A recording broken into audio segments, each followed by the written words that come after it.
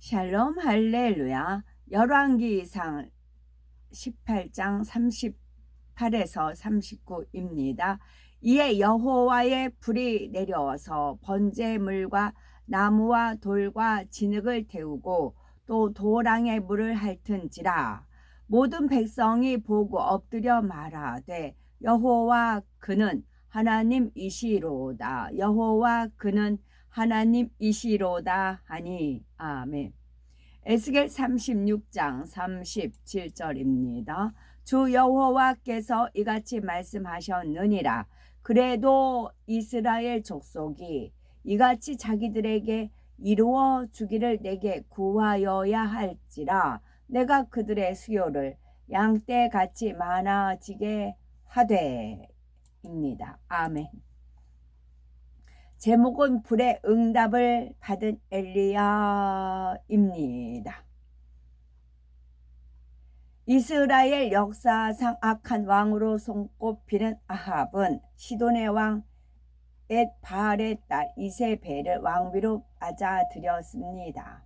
시돈 왕은 바알을 섬기는 제사장이기도 했는데 그의 딸을 왕비로 맞아들였으니 이스라엘이 타락의 길로 빠져드는 것은 시간 문제였지요. 아합은 백성들을 하나님에게서 등 돌리게 만들고 이방 신들을 섬기게 하면서도 전혀 양심의 가책을 느끼지 않았습니다. 하나님께서는 이처럼 이스라엘의 죄악이 극에 달한 시대에 맞춰 하나님만이 참 신이심을 나타내며 우상 숭배에 빠진 백성들을 하나님께로 돌이키게 할 하나님의 사람을 보내십니다. 그가 바로 엘리야 선지자였지요. 엘리야는 하나님의 능력이 입혀지기 전에는 매우 유약한 성품이었습니다. 항상 자신은 부족하고 내세울 것이 없다고 생각했기에 자신감 없는 모습이었지요. 어떤 상황에서도 자기를 주장하거나 화평을 깨는 일이 없었습니다. 이러한 그가 한 시대의 큰 선지자로 쓰임받기 위해서는 유약한 성품이 영적으로 담대한 성품으로 변화되어야 했기에 하나님께서는 연단을 허락하셨지요. 당시 아합 왕은 온 나라를 우상의 소굴로 만들고 백성을 도탄에 빠뜨렸습니다. 그러자 하나님께서는 엘리야를 아합 왕에게 보내어 무서운 심판이 임할 것을 전하게 하셨지요. 이에 엘리야는 나의 섬기는 이스라엘 하나님 여호와의 사심을 가리켜 맹세하노니 내 말이 없으면 수년 동안 우루가 있지 아니하리라 하고 아합 왕에게 전합니다. 그런 다음 하나님께서는 엘리야에게 숨을 곳을 지정해 주시지요. 악한 아합 왕이 가뭄의 저주를 선포한 엘리야를 죽이려고 할 것이기 때문입니다. 하나님께서는 엘리야를 그의 시내가에 숨게 하시고 까마귀를 통해 아침 저녁으로 떡과 고기를 공급해 주셨습니다. 그릿 시내가 마르자 하나님께서는 엘리야를 시돈에 있는 사르밧 과부에게 보내시지요. 엘리야는 과부에게 떡 한 조각을 공개받고 가뭄이 끝날 때까지 양식이 끊이지 않는 축복을 내려주었고 과부의 죽은 아들을 살리기도 했습니다. 엘리야의 예언대로 3년 반 동안 극심한 가뭄이 이스라엘 전역을 덮쳤지요. 아합 왕은 가뭄의 원인이 우상 숭배임을 깨달아 회개한 것이 아니라 오히려 엘리야를 잡아서 죽이고자 혈안이 되었습니다.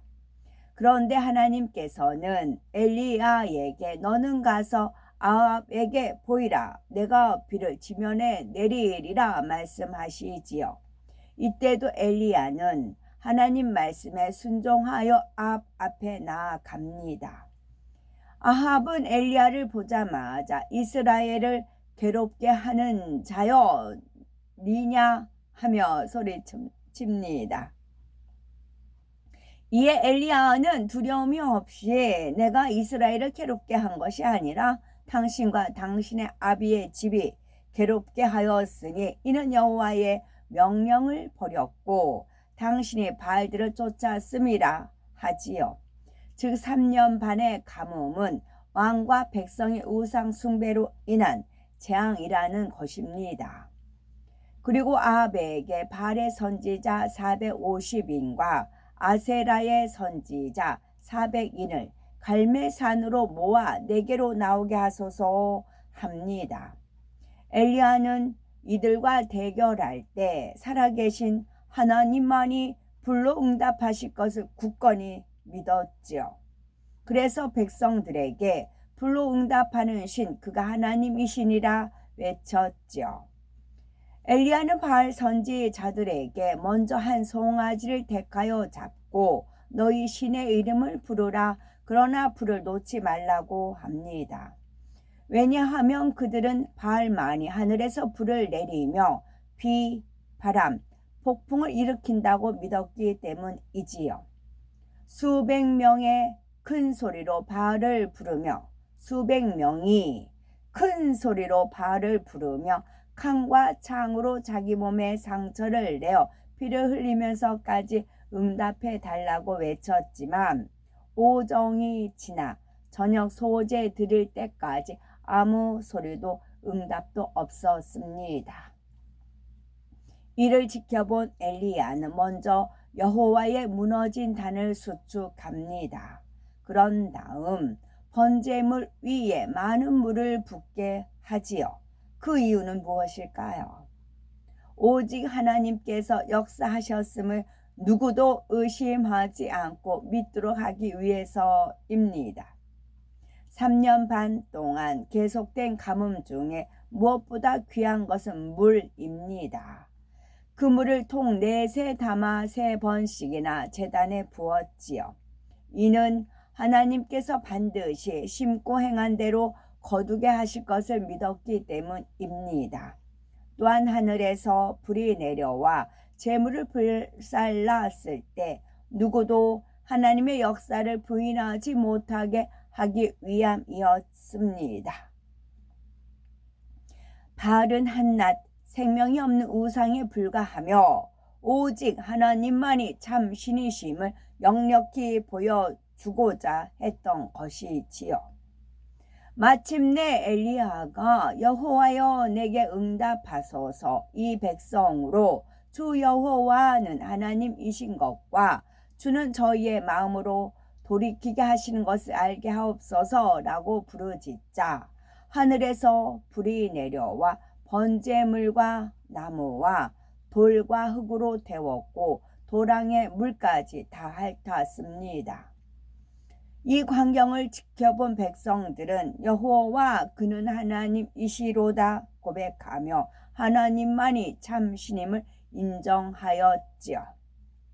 엘리야는 오직 믿음으로 구하고 조금도 의심 없이 하나님을 믿고 신뢰했기에 자신을 죽이려는 사람들 앞에서도 담대히 살아계신 하나님을 증거할 수가 있었던 것입니다. 불의 응답으로 참신이신 하나님을 증거하고 우상 숭배에 빠진 이스라엘 백성을 철저히 회개시킨 엘리야는 거짓 선지자들을 하나도 도망치지 못하게 하여 기손 시내에서 다 죽입니다. 그리고 아합 왕에게 가서 오직 믿음으로 큰 비의 소리가 있나이다 고백한 후 다시 갈멜산 꼭대기로 올라가지요. 이는 내가 비를 지면에 내리리라 하신 하나님의 말씀을 이루기 위한 믿음의 행함이었습니다. 갈멜산 정상에 오른 엘리야는 땅에 무릎을 꿇고 엎드려 간절히 기도하였지요.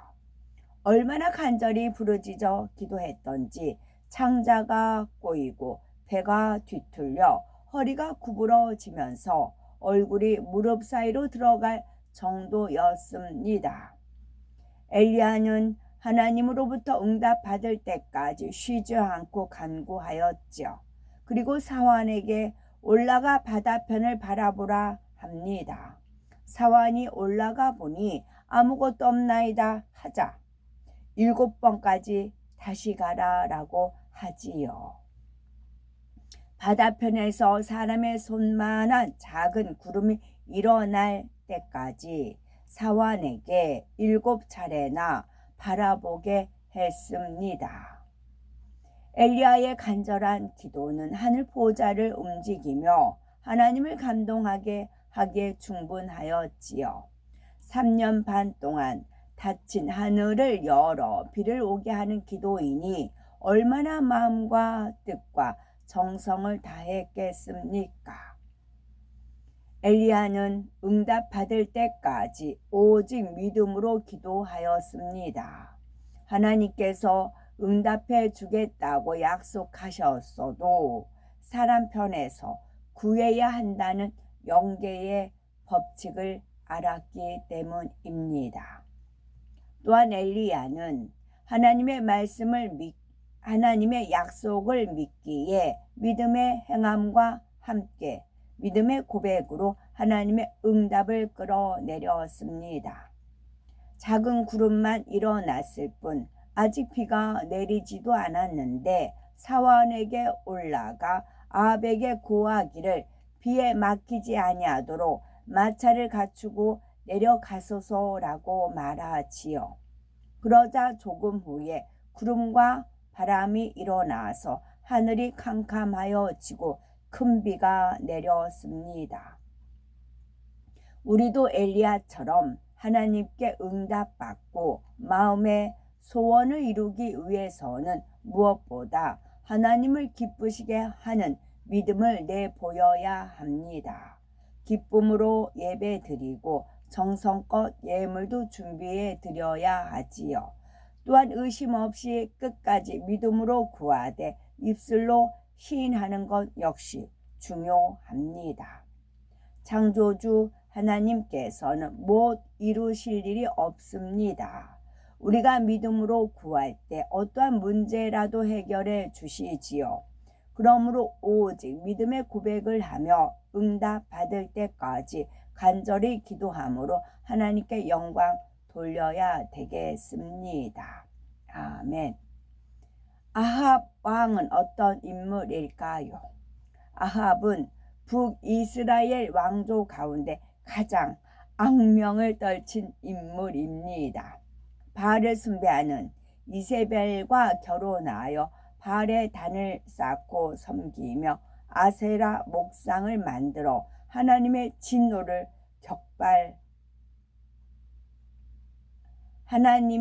노를 격발하였죠. 결국 우상 숭배로 인해 이스라엘에 3년 6개월 동안 가뭄과 기근이 임했습니다. 또한 왕비 이세벨의 계략으로 나봇을 죽이고 그의 포도원을 빼앗는 등 수많은 악을 행하였지요. 마침내 그는 아람과의 전쟁에서 한 병사가 우연히 쏜 화살에 죽어 그 피를 개들이 핥는 비참한 종말을 맞이했답니다. 아멘.